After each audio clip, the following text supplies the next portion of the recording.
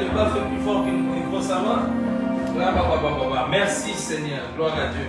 Je vais parler sur le Saint-Esprit, amen. Je vais parler sur le Saint-Esprit. Et souvent, de plus en plus, ces messages-là sont rares dans nos églises. Il y en a qui les prêchent, mais c'est plus des messages. Normalement, c'est des messages qui doivent être toujours rappelés au peuple, ramener toujours au niveau de la chair. Amen. Et je vais toucher sur le Saint-Esprit. Je vais juste vous expliquer une chose avant que je rentre dans le message.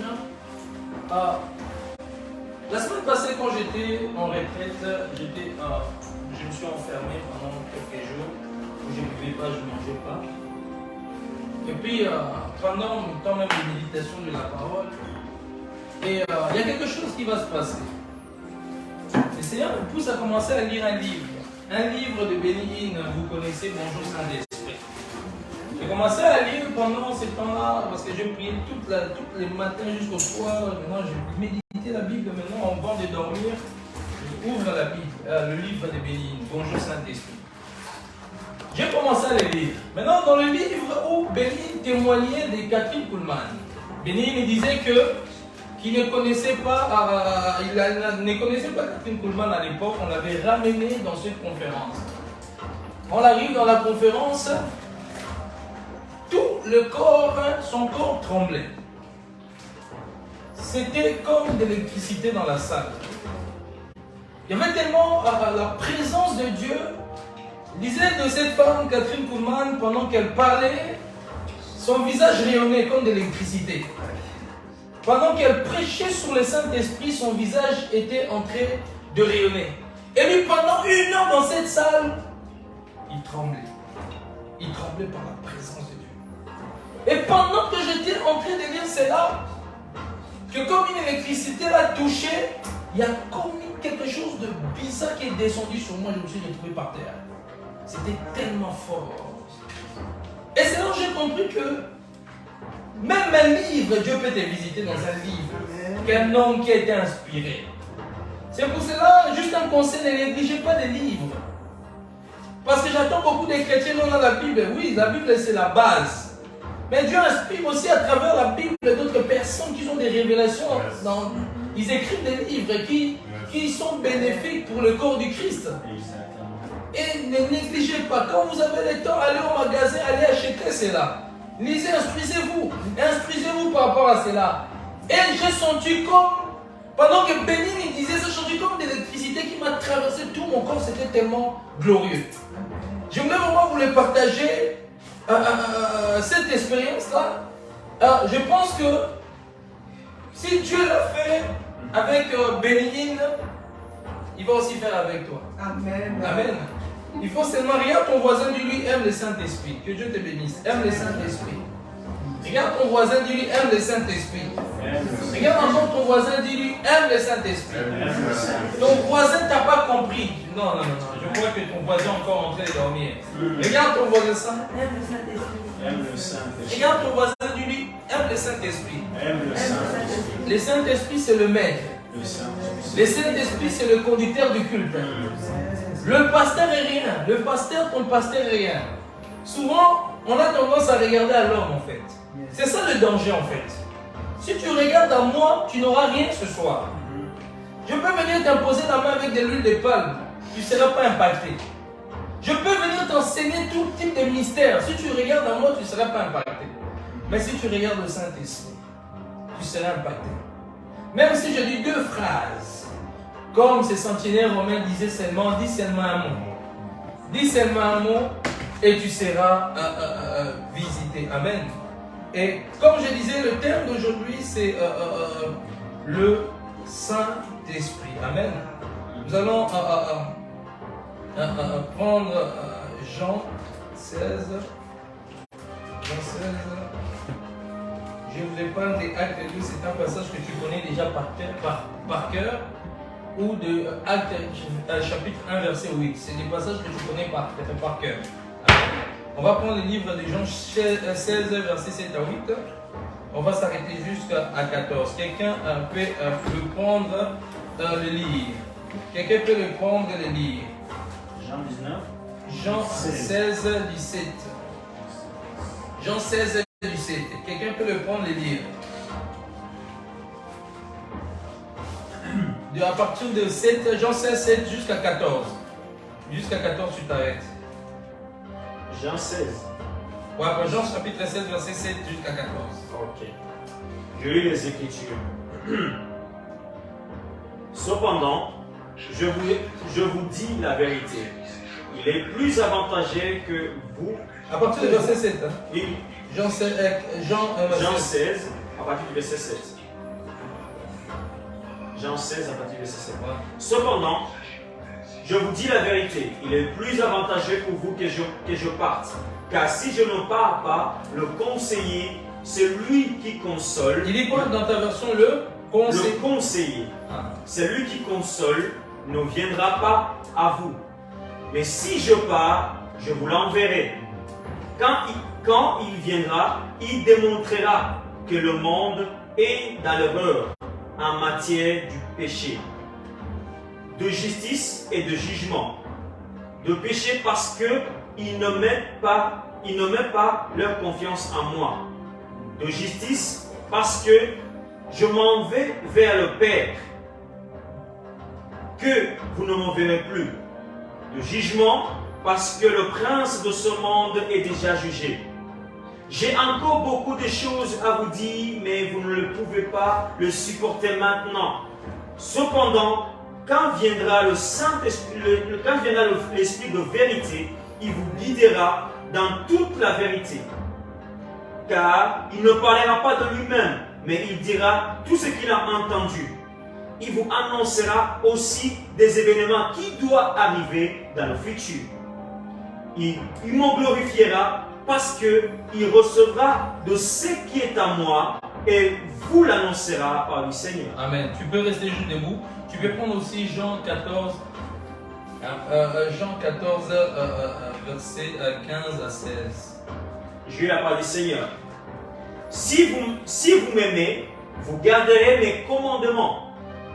Je demanderai au Père et il vous le donnera. Un autre conseiller comme moi pour vous consoler, l'Esprit de vérité qui sera avec vous pour toujours par le Seigneur. Quand tu fais, prends verset 26 avec. Je Jean répète. 14, verset 26.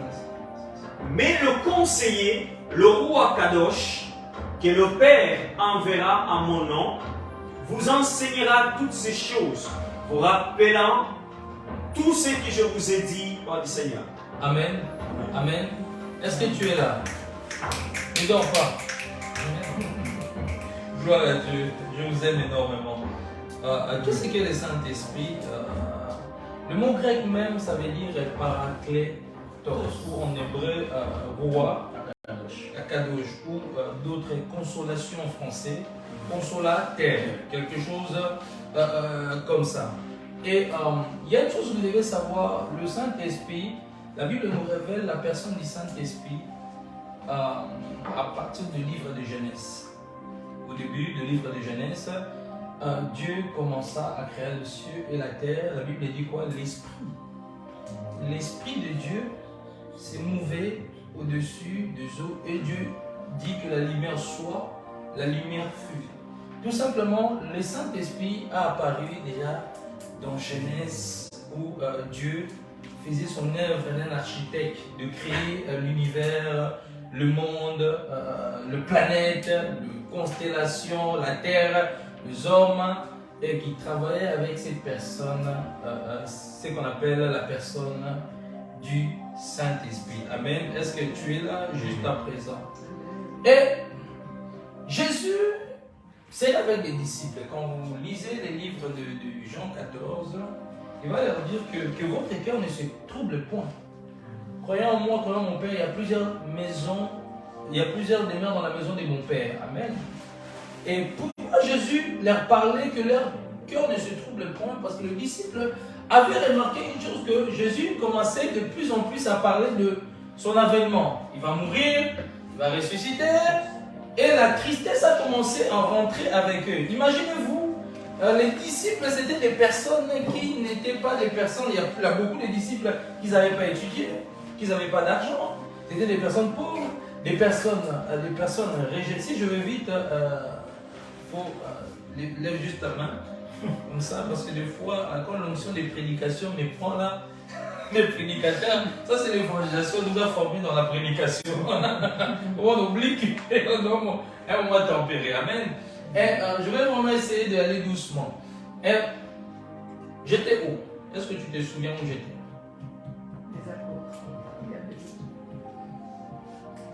J'étais où?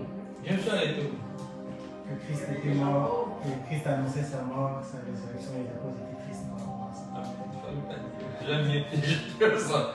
Ok. Et ils étaient tellement attristés, tout ça, et j'étais en train de dire que les disciples venaient dans une famille pauvre. C'était les Paul, déjà, c'était un pêcheur des poissons. C'était des personnes qui ne croyaient pas même pas en eux-mêmes. Il y a des gens comme ça au niveau de l'église, ils ne croient pas en eux-mêmes. C'était des personnes qui, on ne considérait pas dans la société, les pharisiens c'était des personnes qui étaient réputées, les sadducéens, les scribes, les pharisiens, c'était des personnes qui étaient connues en Israël, c'était des docteurs de la loi qu'on les gens référaient. Mais les disciples là, c'était des personnes qui venaient vraiment, les gens disaient, ah, c'est des gens de mauvaise classe. Vous savez, en Israël, il y avait des gens de grande classe et des gens de mauvaise classe. Maintenant, les apôtres, c'était des personnes de mauvaise classe, qui n'avaient pas étudié, il y en a qui étaient illettrés. Donc, Jésus va apparaître dans la scène, va prendre les disciples. Ils étaient plus que 12 ans. Et Jésus va dire quelque chose qu'on a déjà dit, mangez ma chair, buvez mon sang, ils ont fui. Et puis il a regardé les autres, il a regardé les autres, Pierre va répondre, nous, c'est toi qui as la parole de la vie. Il va garder les 12 là, il va avoir un projet. Premier projet, il sait que j'ai un projet de consolateur, mais ça c'est le projet qui ne les révélait pas encore. Parce qu'au début, ils n'étaient pas encore prêts à comprendre ces choses-là. Son premier projet, c'était d'abord de commencer à les enseigner quoi? La parole. La parole, vu que lui-même était la parole qui s'est fait chair. Et il a marché avec eux. Il les a enseigné la parole. Ils ont vu des guérisons. Ils ont vu des sourds. Les sourds ont entendu, les aveugles ont vu tout ça. Malgré cela, les disciples ne comprenaient pas vraiment, en réalité, qu'est-ce que Jésus était venu faire sur la terre. Au fur et à mesure, dans le parcours de Jésus, Jésus a commencé à leur expliquer qu'il faut que le Fils de l'homme meure. Jésus a commencé à leur révéler la mort et la résurrection. Je suis en train de sauter d'étape. Et il y a un moment, les disciples, de plus en plus, ce temps-là de la mort de Jésus arrive, les disciples, à un moment, commencent à devenir très attristés. Parce qu'imaginez-vous, à cause de Jésus, les pharisiens vous connaissent. À cause de Jésus, en Israël, on commence à parler de vous. À cause de Jésus, vous devenez très important. Parce que Jésus avait un ministère tellement très puissant que les sourds, les malades, les résurrections des morts, c'était tellement fort en Israël que les gens autour ont parlé. Donc même le roi, à cette époque-là, savait que ces gens-là, ils sont plus bizarres.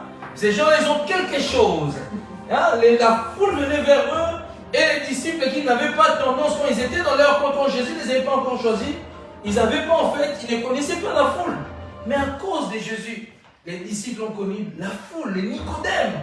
Les Nicodèmes, c'était tout le monde ne pouvait pas les approcher comme ça. C'était vraiment, on ne pouvait pas les voir comme ça, voir le peuple. Ils étaient là avec leur phylactère, ils se prenaient pour des maîtres. Ils se prenaient, vous savez, à un moment, Jésus a dit, personne n'est maître. Parce qu'ils se prenaient pour des grands, pour des maîtres. Et Jésus va commencer petit à petit à les recadrer. Maintenant, imaginez-vous, soyons comme des disciples.